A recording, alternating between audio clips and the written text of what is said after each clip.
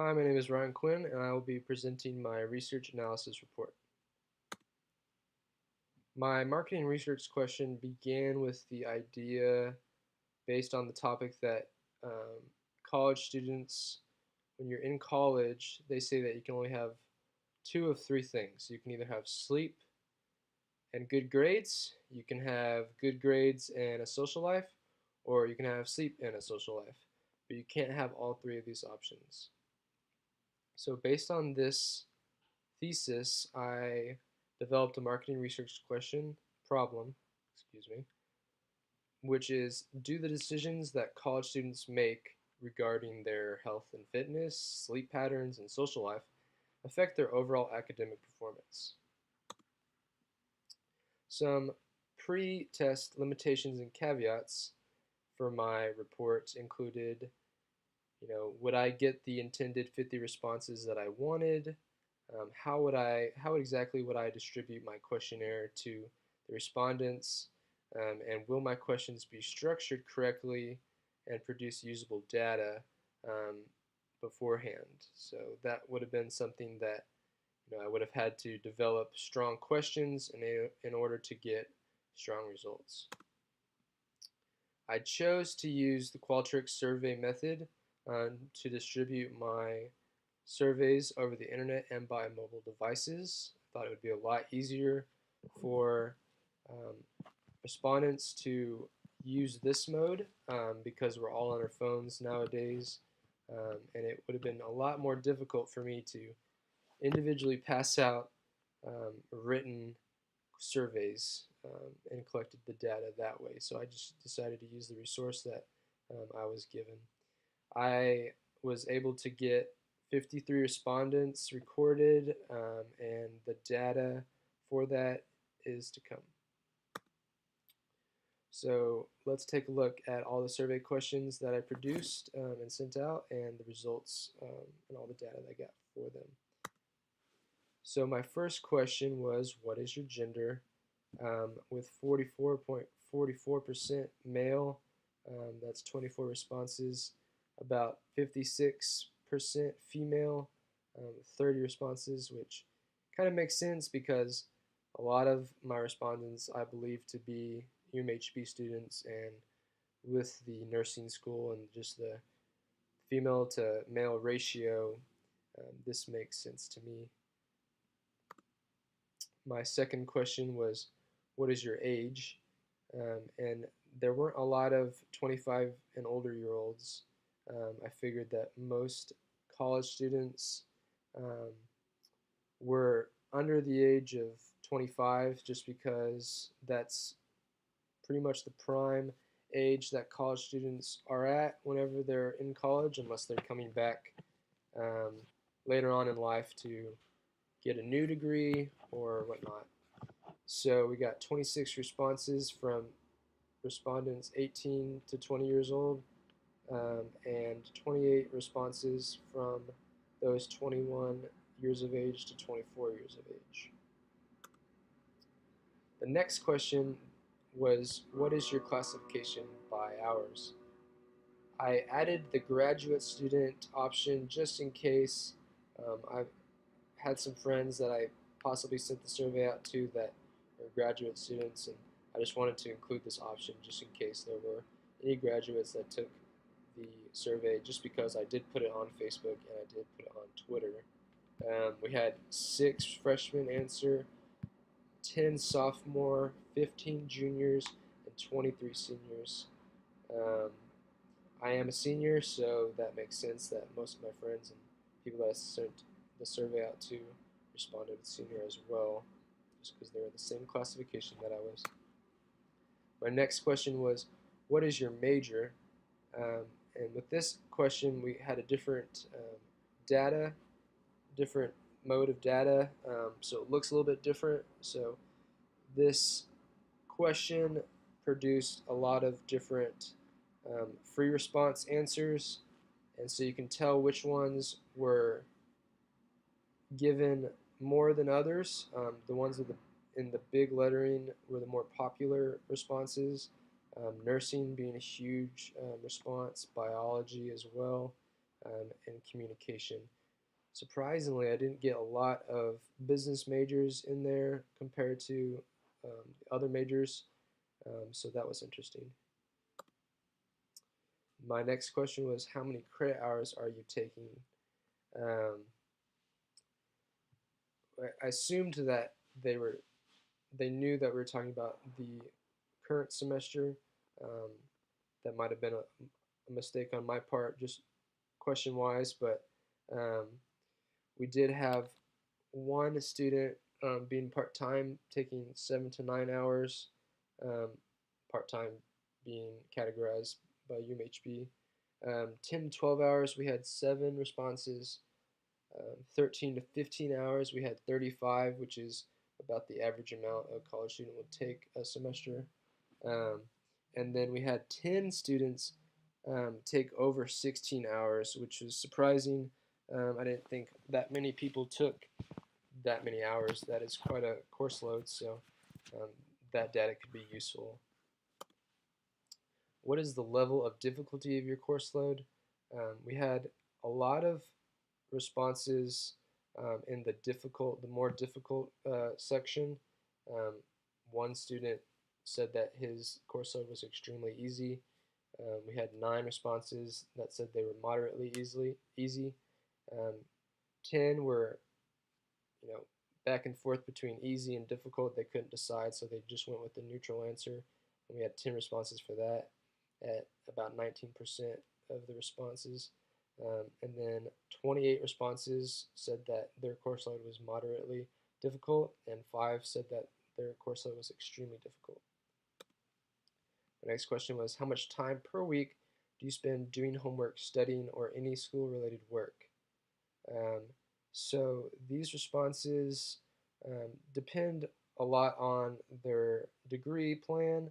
Um, I know the nursing school um, is required, are they required to study a lot, and I never really see nursing majors these days just because they're always studying from what I've been told. So these responses pretty much average.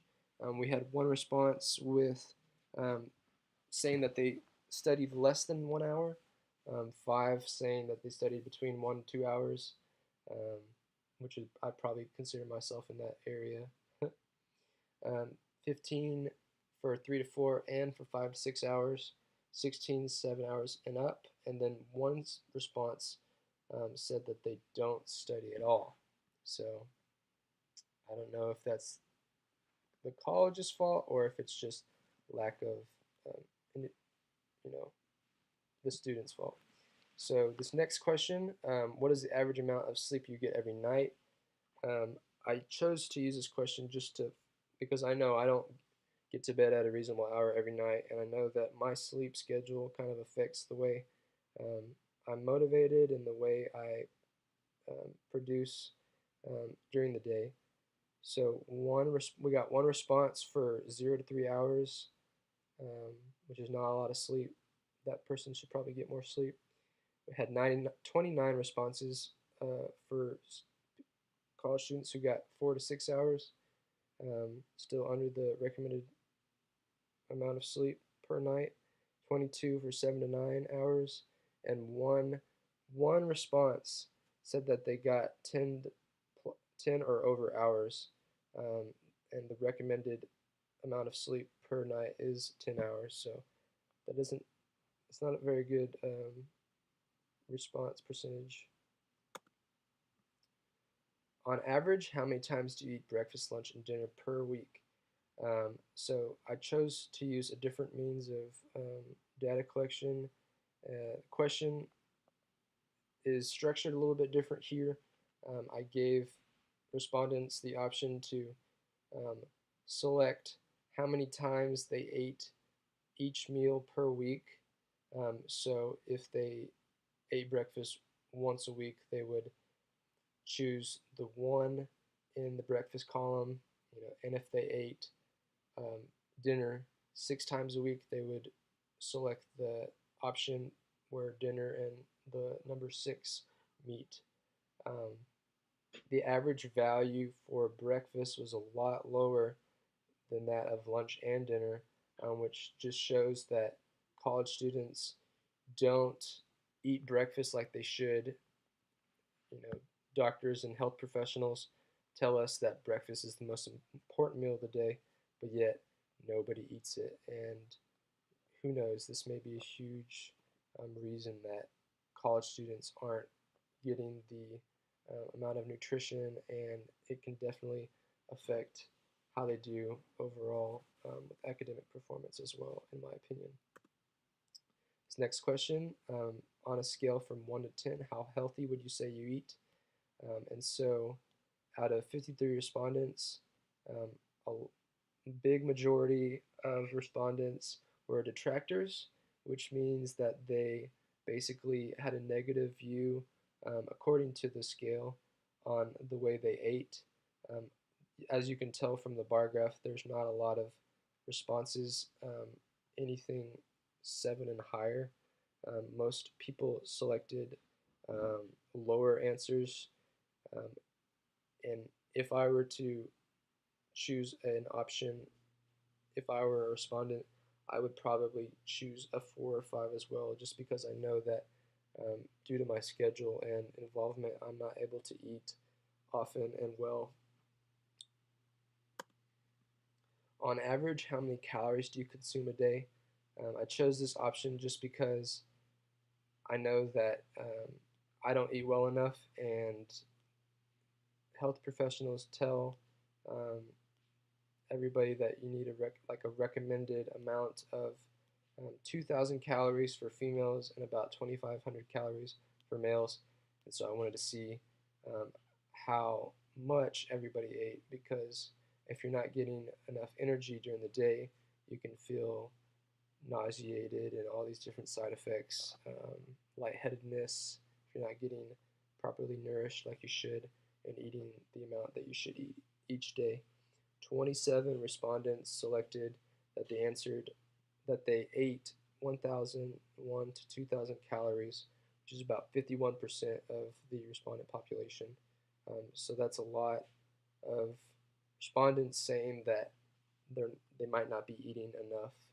That kind of shows which how many college students really don't eat enough and don't eat well enough. The next question is, how often do you exercise or perform physical activities a week? This question produced a generous amount of responses to different options. The recommended amount of exercise per week is 2 hours, and so about 38% of the respondent population did not fall under that recommendation. They fell below it. Um, so, we had 8 responses of college students who said that they performed less than an hour of physical activity. 11 said that they only did 1 to 2 hours of exercise, and 1 response said that they don't even exercise, which they should, just because it's healthy for your overall health. How many hours a week do you spend in a social environment, including any extracurricular activities? Um, there was a lot of respondents who answered with 15 and over hours. Um, there were 14 respondents that selected 3 to 6 hours and 16 respondents that selected 7 to 10 hours. And so compared to the amount they studied, it seems like a lot more of them are in a social environment for most of the time. The next question is, when you have free time, what is the likelihood of you taking a nap? I asked this question because of my sleep schedule. I know that whenever I have free time and I'm not doing anything, most of the time I'm going to be tired, and so I'm going to take a nap. And so I wanted to see what other people thought, and if they would do the same. And 10 said they definitely would. If they had a chance to take a nap during the day, they would take it. 17 also, they said probably will. And so that's a big majority of the respondent population that said they most likely will take a nap. Um, 14 were either or, and 10 said they probably will not. 2 said they definitely will not. So I'm thinking that those respondents might be the students who have a big course load and don't have time for a nap because they have to study. The last question is, are you satisfied with your GPA? I wanted to ask this question just to um, give a consensus of academic performance and whether college students they believed that they were doing well enough to kind of cross-tabulate with the different data sets. Um, 16 responses said they were extremely satisfied with their GPA. 11 responses said that they were slightly satisfied with the GPA. 8 were in between. 16 said they were slightly dissatisfied, and 2 said they were extremely dissatisfied. So there were about an equal amount of respondents that answered extremely satisfied and slightly dissatisfied. So I'm interested into getting, um, letting you know exactly like why that is and using the data to show why that is. So post questionnaire, some limitations and caveats. I believe that when I constructed my questionnaire, I should have narrowed the field of qualifying respondents to UMHB students alone. Um, there's a lot of different universities, and so a lot of different college students were able to take this questionnaire, and I believe it would have been easier um, response field if I would have narrowed it a little bit. It would have been easier to collect data and to understand it a little bit better. Along with that, just asking more specific questions with specific answers instead of variable and kind of up in the air to between two different answers that they could have chosen and both been correct. And it almost seemed like too much data to me whenever I was cross-tabulating to discover and find out different um, things that my questionnaire told me. It was kind of hard for me to figure the data out in different ways. So my analysis results, I found some critical data that related to the answering of my marketing research problem. 56 respondents, 56% of respondents averaged less than 6 hours of sleep every night, and 51% will most likely take a nap if given the chance. The average amount of breakfast eaten was 3.87 meals per week compared to lunch and dinner, which was over 6 meals per week. Out of 53 respondents, 37 were negative on their view of how healthy they eat, and roughly 38% of respondents exercised less than the recommended amount of 2 hours per week. 23% of respondents said that they were in a social environment for 15 plus hours per week, and 12 respondents, excuse me, 12 respondents who said they were slightly dissatisfied with their overall GPA got between 4 to 6 hours of sleep per night and also said that they only consumed 1,001 to 2,000 calories per day, which is under the recommended amount as well. So my recommendations going forward would just be to tell college campuses that they need to be more influential on their students and student body, to influence them to have a healthy lifestyle, which includes eating more and eating healthier, as well as exercising more and getting more sleep every night. Um, a social life, lack of sleep, and poor eating habits clearly gets in the way of academic performance and overall satisfaction with a college student's GPA. And so that is the conclusion of my presentation. I hope you found my data to be um, interesting and conclusive in what I was trying to find out. Um, Once again, my name is Ryan Quinn, um, and I do believe that college campuses should just be more involved in the approval of their students' well-being, their health, and their academic performance. If they want to see their academic performance get better, this is definitely something that they can use to um, do something about that. Thank you.